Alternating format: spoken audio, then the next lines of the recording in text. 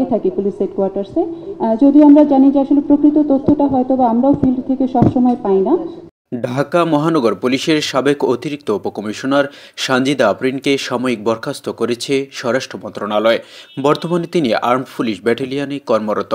রোববার স্বরাষ্ট্র মন্ত্রণালয়ের এক প্রজ্ঞাপনে এ তথ্য জানানো হয়। এই বিষয়ে তথ্য দেওয়ার ব্যাপারে আমাদের এতে বলা হয়, সানজিদাকে সরকারি চাকরিবিধি আইনে বরখাস্ত করা হয়েছে।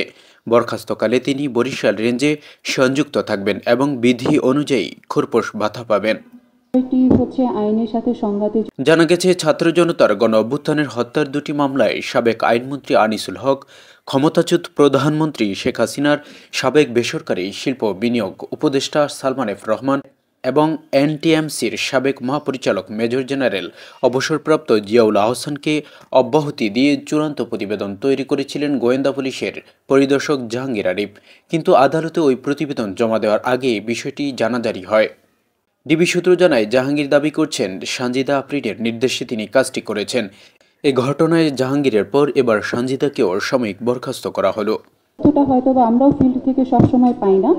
উল্লেখ্য, গত বছরের ৯ সেপ্টেম্বর রাতে ছাত্রলীগের ২ নেতা এবং ঢাকা বিশ্ববিদ্যালয়ের এক নেতাকে শাহবাগ থানায় আটকে মারধরের ঘটনা ঘটে।